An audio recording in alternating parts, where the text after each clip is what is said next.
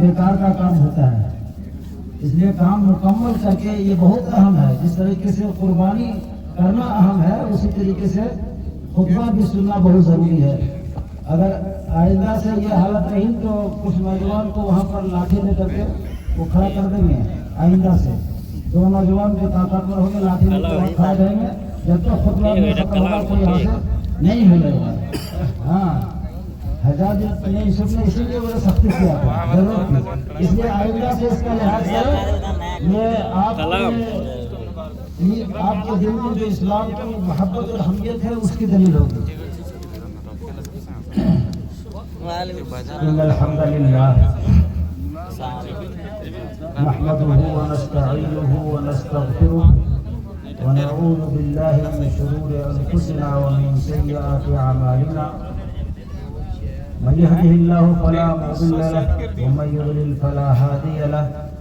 واشهد ان لا اله الا الله وحده لا شريك له واشهد ان محمدا عبده ورسوله.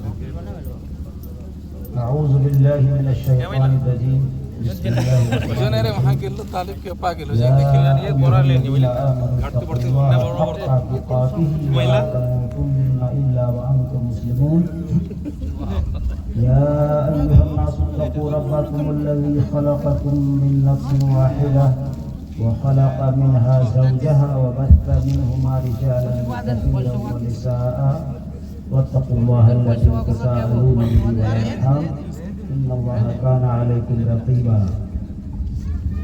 يا أيها الذين آمنوا اتقوا الله وقولوا قولا سديدا يصلح لكم أعمالكم ويغفر لكم ذنوبكم ومن يطع الله ورسوله فقد فاز فوزا عظيما.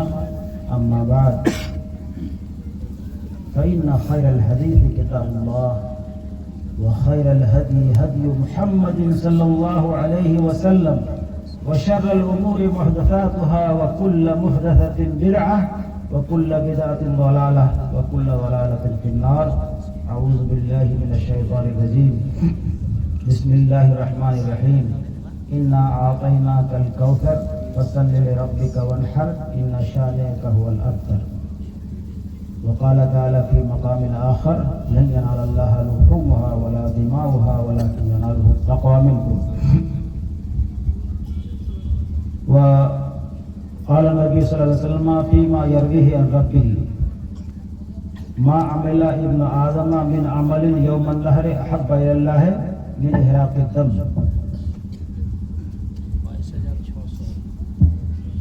معزز سامعین کرام، علماء کرام، دانشوران اعظام، بزرگوں، نوجوانوں، بچوں اور محترم خواتین ملت، نہایت ہی خوشی اور مسرت کا موقع ہے اور اللہ رب العالمین کا بڑا فضل و کرم اور احسان ہے کہ اللہ رب العزت نے ہمیں یہ موقع نصیب فرمایا کہ آج ہم اور آپ پوری خوشی اور مسرت کے ساتھ، شادمانی کے ساتھ اللہ کی ایک اہم عبادت اللہ کی طرف سے جو ہم پر مقرر کی گئی ہے، ایک اہم عبادت، اس کے لیے مل جل کر کے یہاں پر اکٹھا ہو کر کے ادا کرنے کے لیے آئے ہیں. اللہ تعالیٰ نے اس کی ہمیں توفیق بخشی. بعدہ بے شمار درود و سلام نازل ہو اللہ کے پیارے نبی خاتم الانبیاء جناب محمد رسول اللہ صلی اللہ علیہ وسلم کا،